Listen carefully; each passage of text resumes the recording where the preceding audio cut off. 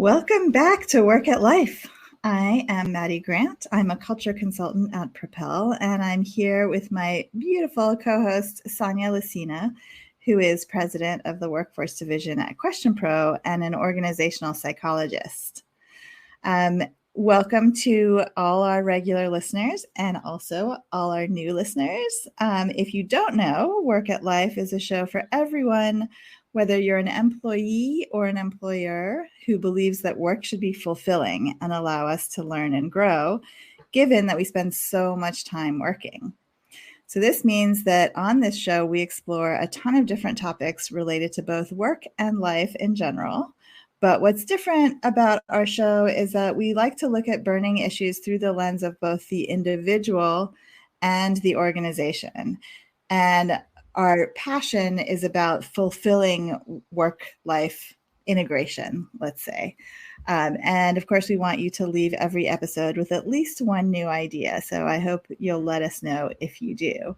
And today, I actually wanted to give a very special shout out to my mom, Catherine, who just subscribed to the podcast and just listened to the very first episode for her yesterday. So hi, Mom.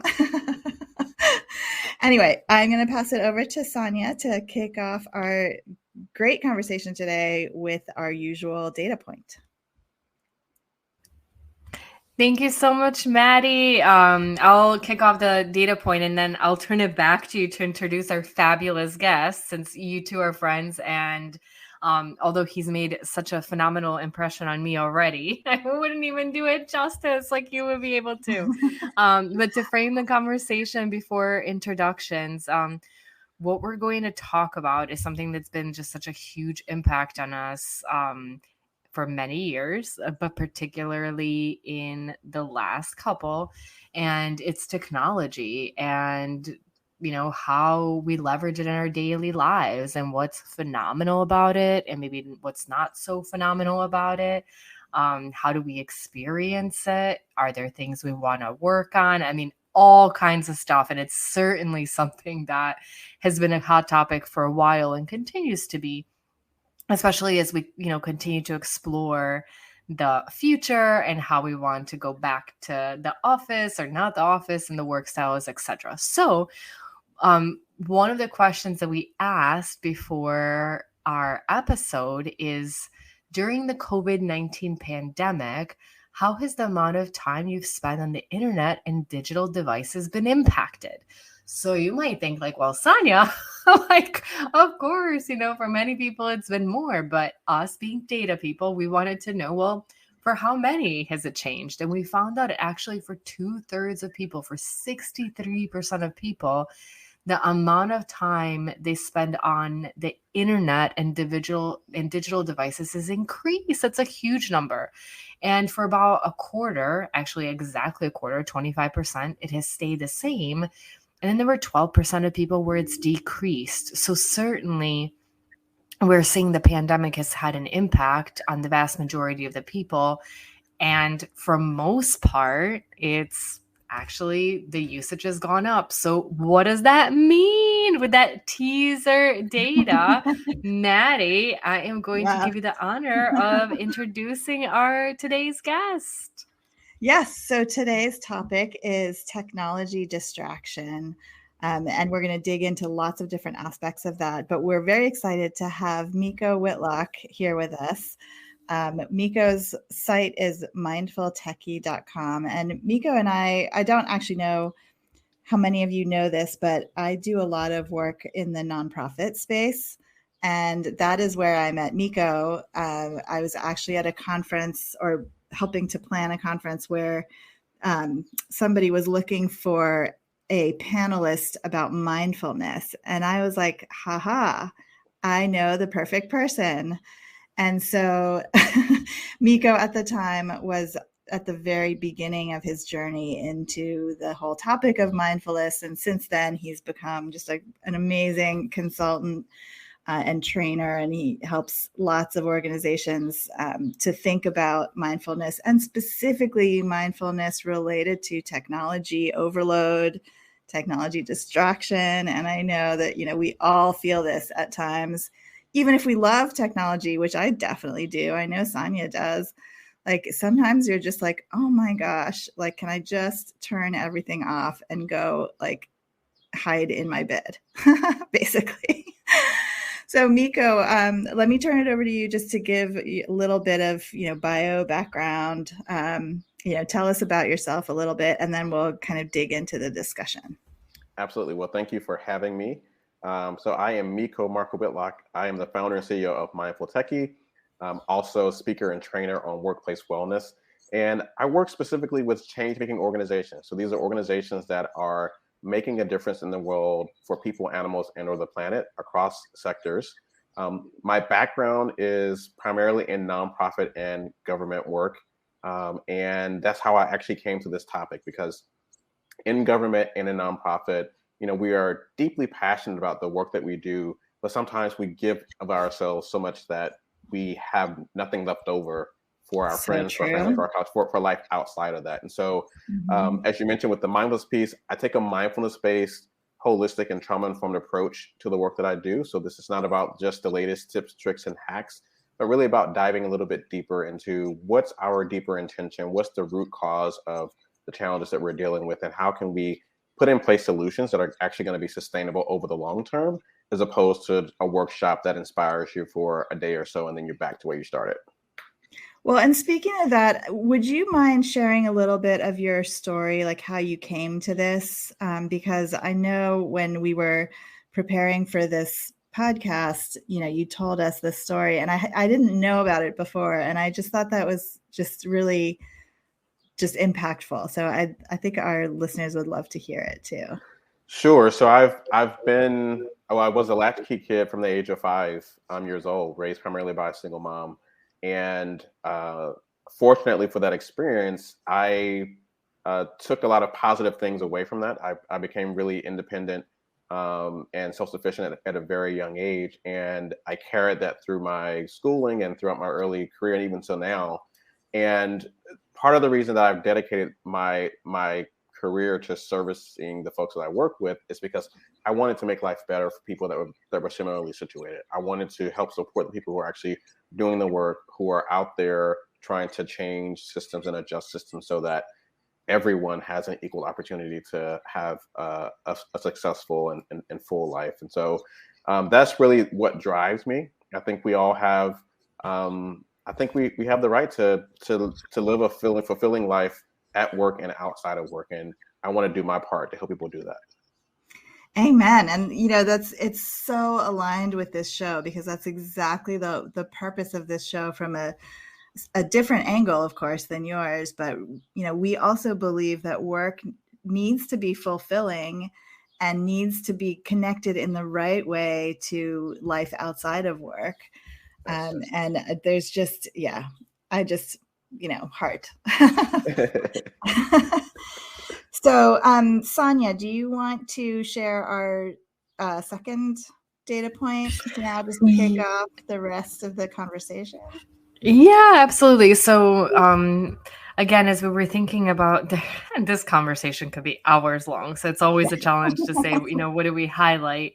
And one of the things that we were talking about is, again, the different impact. And I know I was mentioning the use of my devices and framing that in such a way as on every Sunday, I get a summary. Did my usage go up or down? And what was my average use on my phone and my iPad? And I feel like it's always like, oh, that's so much. It should be less. And I've realized that when I think about, what is that reaction, is because in some ways we frame technology as this, you're not using your time effectively. Are you on social media just browsing mindlessly?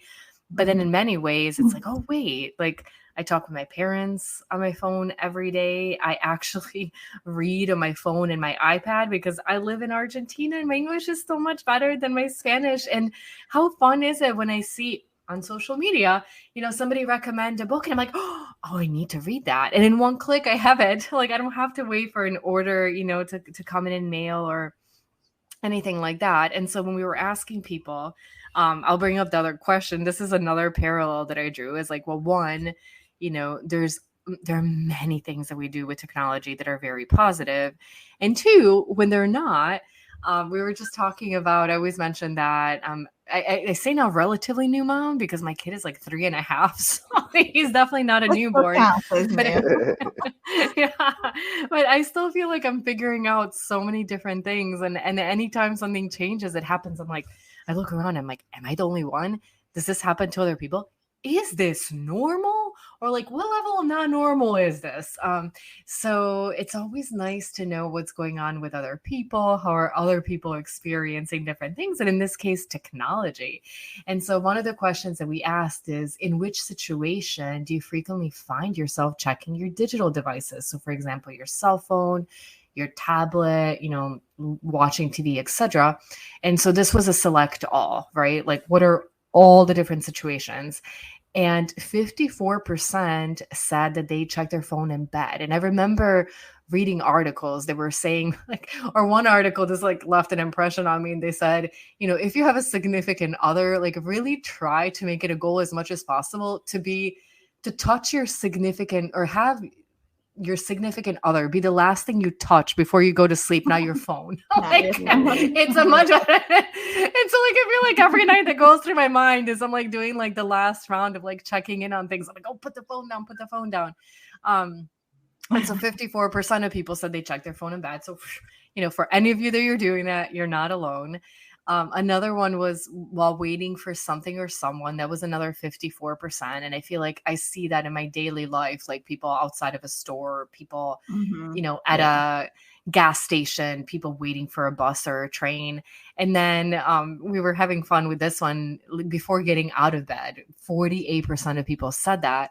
And for me, a lot of times I'll watch these shows or movies and it takes me forever to get out of bed. I don't like to. I love to sleep. I love my bed. I love my pillow. And so, after the few snoozes, with one eye open, I'll check my phone and it's usually okay, I'll check Slack, I'll check email, I'll check Instagram, and then I'm good to go. And it doesn't take very long, but I'm just well, it's probably not maybe the best way to start. And also sometimes when it happens, I'm still partly asleep and I'm like, wait, was that an email? Was it a Slack? Where did I see that? Did I dream that? What? But I'm glad I'm not alone. And then this one was definitely a party pleaser when I ran this data through our Slack integration at Question Pro, because my colleagues can see what questions are asked and how the data comes in. So 41% of people said they check their digital devices on the toilet. And we'll get into that a little bit too, because maybe it's not as oh, no, you don't. You don't. No. You're not bringing that phone to the dinner table after doing that. And then some other options where, when procrastinating, 32%, when feeling nervous or anxious, 28%, during meals, 24%, and then it trailed off a little bit after that. But again, I loved seeing this data for a million reasons, but instead of me continuing to elaborate how I internalized it and all the ways that maybe it made me feel good and not alone, Miko, I would love your opinion on this because you do this for a living. So what do you see in this data? What are you talking just tell us. I love it. Well, I was just thinking that the first data point about the bed, right? That was it 54% of folks that they check their devices in the bed. And it reminds me of this data point that I used to use for training, where there's a survey taken a while back where they showed that if people had a choice between giving up sex for a year or giving up their phone, a vast majority of folks for this particular study actually, I think maybe I don't remember the exact data point, but a significant portion of folks said that they would give up sex as opposed to give up their phone. So people are really attached to their devices, but it's really contextual. So you talked about the screen time and how for you it actually has increased. So screen time usage obviously is going to be variable on a case-by-case basis, and in and of itself, whatever your screen time is, and however you even responded to these survey questions that you just talked about, where you just gave data points, it's circumstantial depending on what your intentions are and what you value in your life and in your work and how you're actually using your technology to help you with that. So we talked about the instance where folks are using their devices on their toilet. Well, for some people, that could be a red flag that you have a severe attachment to your device and there might be an opportunity there for you to think differently about that, maybe get support, try some interventions that can help you with that if you're heavily attached to your device. But on the opposite end of that, if you are a parent with small children, if you are a caregiver to small children, maybe that bathroom time, that toilet time is the only time that you actually have to be on your devices without a little small hand trying to grab your device to play a game or do something else, right? So, Yeah. so it really depends, and it's really contextual. So that's really the starting point when it comes to our technology use. We have to recognize, I think, two things. One, our technology, at least in the context that we're using it right now, it isn't neutral, right? So there's a profit motive that is driving, how technology is being intentionally designed to keep our eyeballs connected to them, right? So you take Netflix, for example, and the fact that it's automatically set up to play whatever's in the next, it gets me every time. It gets me every time. Yes. And so I cannot only watch one episode. I can't do it. So it's the same thing with YouTube, that the algorithms and the settings are set up in such a way that they, by default, to keep your attention focused on those things for as long as possible. Fortunately, if you are aware of this, using a Netflix example, you can go into your settings and you can actually turn off the auto play for the next thing, right? Same thing with YouTube. You can turn those things off. There are plugins that you can install for your browser to prevent that from happening. So that's the first point, understanding that the technology isn't neutral. And so to your point about the data usage, sometimes it's not even about you, Sonia. Like, it's not even about you. It's about there are forces outside of just what you can do as an individual that are impacting the decisions that you're making. So you're not completely autonomous in your decision making here. The other part of it is, really getting clear about the intention piece. Like, what is your intention? We talked about this with in the green room about screen time for kids and how during the pandemic, lots of parents were sort of freaking out, like, oh my God, screen time is increasing. Like, I'm working and, my kids are, homeschooling and, I have no choice but to give them access to the tablet and computer for the entire time. And so am I a bad parent? And it's like, well, no, you're not a bad parent. First of all, we're living in extraordinary times. We're experiencing a collective trauma. And it's not just us, right? Our little ones are experiencing it too, even if they don't have the skills or the language to verbalize that. And so I think we can give ourselves a little bit of grace in that regard and focus on the quality of the screen time. Focus on, depending on the age of your kids, co-creating a set of values that guide what people are watching, and have those values actually apply for you as well, right? Not just for your kids, but have that be a set of values that actually guide how you use your screen time. What are you reading? What are you consuming? What are you watching on Netflix? And when are you watching them? And do you value time as a family together outside of just, your screen time? Are there other ways that you all can balance those things out? That was one of the things I was actually thinking about, because we often do set screen time limits for our kids, but we don't necessarily do the same for ourselves, right? And sometimes it's actually the parents who are on their phones the whole time, and the kids want to talk to you or play with you or, go outside with you. And you're the one that's like, no, I'm busy, go play, whatever, Minecraft for a few minutes. And then like 3 hours later, it's like, oh no. Yes, absolutely. It's a huge challenge. And, there are small things that folks can do that can make a big difference. So one of my favorite tools, if it's okay to talk about this, is a plugin called Stay Focused for the web browser. And so I'm a political news junkie, just by way of context. And so I could spend all my time, if I could, going down a political news rabbit hole.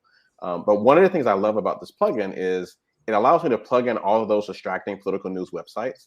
And I set a time budget for myself of 30 minutes a day. And once my 30 minutes expires, if I'm on one of those websites, I get a pop-up that says, shouldn't you be working? And the website disappears. Okay, I need this.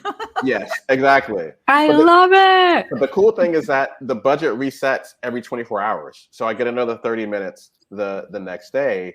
And it's a reminder for me that, okay, I can allow myself to indulge in a guilty pleasure, but I need to put some parameters around it and be intentional about how I'm doing that. So I can make space to do the work. I can make space to be available and present for my friends and family. while also engaging in that guilty pleasure.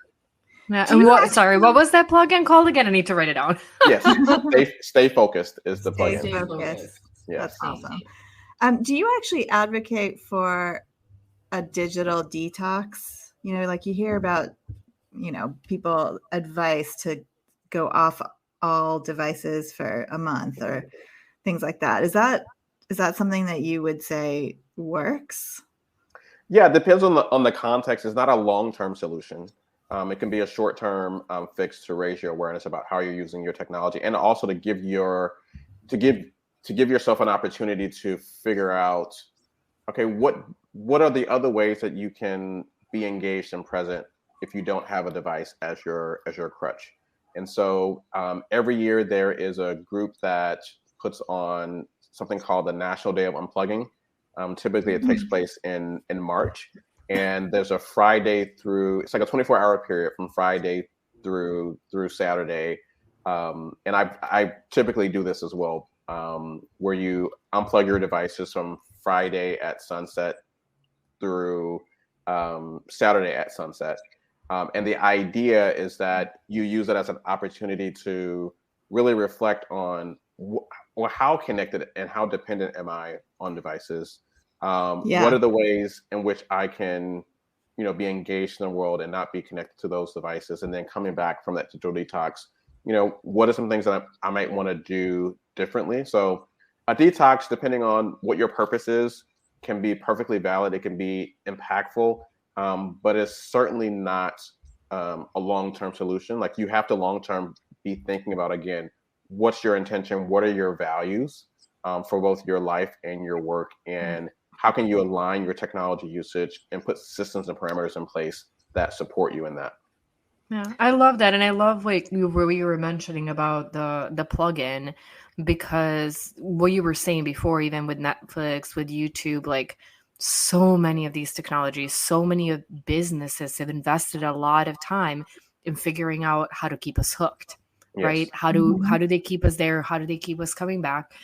And they've thought about it. They've thought about it psychologically. They've thought about it from a technology standpoint. And so for us, if you think about all the things that we're juggling in the day, and I know, again, like sample size of one here, if I think about maybe going on Instagram or watching some videos, like I hated how sucked in I get, because I always think like, I'm just going to give myself a few minutes because this is like mindless. I'll laugh at some videos. I'll see some cute things and then I'll move on. And then more often than not, I'm like, oh my goodness, it's been 40 minutes. How in the world did this happen? Yes. And so it's not, there's some things that I would say, okay, I don't want to completely give it up, but an ability to have it in a more controlled way. Because then I also think about, well, one of the last episodes we did was on self-care.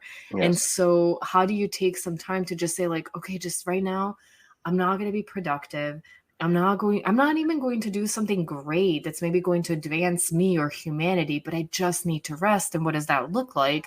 But what does that look like without going in some ways overboard and then feeling that guilt? So I think as much as like technology is sucked in us in some ways, like I like to see that there are some ways like for it to help as well, to say like, this is how you stay balanced, because if we just leave it to ourselves, it's really challenging to constantly have that. Yeah, and I think that in the context of what you just described, like there's so many small things you can do just in that scenario that make a big difference. So for example, both the Android and Apple devices have the ability for you to set time limits or reminders for different apps. And so, on your iPhone, for example, if you're using an iPhone, you can set an app reminder for, okay, if, my budget for Instagram is going to be 30 minutes. If I go over the 30 minutes, send me a reminder or pop up a reminder, let me know that I've exceeded my 30 minutes, and that, obviously you can bypass that, but this is sort of, you need something to sort of interrupt that, right? And then there's also a setting within Instagram, and I think Facebook has the same setting. They make you search for it, but it's there in terms of the reminders that pop up to give you a sense of how much time you're spending on the platform, and give you the opportunity to curtail that if you would like to. In the family setting, I think if you're just talking about your values, I think that's something you can add to that. Like, how much time as a family do we think is healthy in terms of how much time we're spending in front of our screens? And also having an explicit sort of understanding and list of, okay, well, here are the non-screen time ways that we engage as a family, and encouraging your kids to be a part of that process with suggesting fun ideas for how you can do that, and actually holding each other accountable. That's a very, a very powerful way to leverage the technology, but also leverage the power of accountability in people as well. Yeah, well, and I love absolutely. Just the intentionality piece of it, because, for example, my partner Jamie has adult daughters and they play Minecraft together. So in one sense, they're all in different cities, like they're just playing a game, but it's almost a weekly habit. And in playing that game that they all know how to play, they've been doing this for years, they're chatting, they're having actual valuable family time. Yes. Which is really, really nice to see, just even with, if I'm in the background washing my dishes, Sonia. But so we're almost out of time, but I didn't want to leave the conversation without asking you a little bit about Zoom fatigue in particular, because I know we've been talking about our own devices, our phones, and things that, we kind of keep in our pockets all the time. Yes. But a lot of us are also tied to technology for work. Of course, we're in meetings all day long. Yes. And specifically on Zoom, which we now know there's a lot been written about Zoom fatigue, and the idea that being on video conferences all day is actually really exhausting. Yes. So, tell us your thoughts about that, and any kind of tips to when you can't just not go to a meeting. Absolutely. I wish. So there is research from Stanford University, in particular, that's the set that I'm the most familiar with, that talks about the impact of Zoom fatigue. And the bottom line is this: the research shows that being on camera back to back and trying to make up for the gap that we miss in terms of social cues and that type of thing when we're in person is very draining mentally and emotionally. And so one of the recommendations related to that is to consider having cameras off or cameras optional meetings if you actually truly need to engage, being intentional about if you need to be on camera, being clear about why you want people to be on camera, what's the purpose of that. Maybe it's for the first part for a particular group exercise, and people can turn their cameras off.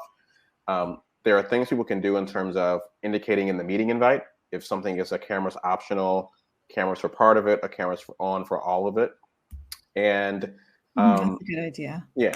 And something that's interesting about this, what the research shows, is that the impact is particularly acute for women because we have different standards and expectations about what we require of women in terms of their appearance, right? And so lots of women feel pressure to have their hair done and to do makeup. And those are things that, as a cisgender man, like, I don't have to think about those things, right? And so those, in terms of equity, we want to be thinking about those, particularly in the context of the workplace, and given how, I guess, in some ways more dramatically, women have been impacted overall by the pandemic. And, the two final points I'll make about this is, one, this concept of knowing your Zoom number, right? So your Zoom number, essentially, as I think about this concept, is knowing what your cap is on a number of Zoom meetings you can have in a day or in a week before it actually impedes your productivity in other areas of your work and in your life. And so this is something that you could talk about with your team, with your supervisor, and maybe you all can come up with some framing or values around this as an organization or as a team, and use that as a rubric to help people to be intentional about scheduling meetings, knowing that, okay, well, this is our cap, this is what we need to do in terms of number, and also length. Right? We can think differently about the length of meetings. The default setting for Gmail and Outlook and for a number of meetings is to schedule in 30-minute to hour-long chunks. Well, you can change those settings so that a 30-minute meeting becomes 20 to 25-minute meetings, 20 to 25-minute meetings, and then a hour-long meeting becomes maybe a 50-minute meeting. And you're giving people 5-10 minutes back of their time. And that adds up over I do that. I do that very intentionally, because otherwise it's just back to back, and then you barely have time to eat anything or go to the restroom or pet your dog or anything. Absolutely. Yeah, that's just, it's the other thing. It just reminds me of, should this meeting actually be an email? Yes. kind of trope. And then could this meeting actually be a phone call? Because it's like we've stopped doing our group calls now because Yes. we all seem to just be on video conference all the time. Absolutely. And it's such an important point about picking up the phone. And I think the other point is thinking about our meetings. I've over my career been in a lot of meetings where people just sort of regurgitate updates. And that's great. Yeah. I'm glad to know what you're working on, but is that really a great use of our time? Like, could we be using this to actually make a critical decision or talk through, a strategy, or even do co-working, right? That's something else we don't take advantage of technology enough, is to, particularly in the pandemic space, to actually use the space. People are burned out. Maybe they haven't had time to read the agenda or to read the supporting document. What if we actually did that together and co-created and co-edited in live in real time and made better use of that, as opposed to just doing rounded updates for our meetings? Yeah, I love it. All right. Well, I think we're like over time. Sonia, do you have any last thoughts? A million, but I will keep them to myself for the next conversation. No, thank you so much. This was just thought-provoking, insightful, comforting, like all I could keep going on, but really, really appreciate you sharing your insights and your experience and your advice. I think I'm certain I could probably say that in this situation, every one of our listeners got at least something out of it, something that they, would perceive differently or do differently or think about differently. So that's all. Just thank you so much for everything that you brought today. Yes, thanks for having me. And I know there's a lot that's been covered. I always urge people when I do trainings, just pick one thing. There's a lot we talked about. You don't have to do all the things. Pick one thing and start there. Love it. Great. Well, thank you so much again, Miko. This was really wonderful conversation, and we will see everybody next week.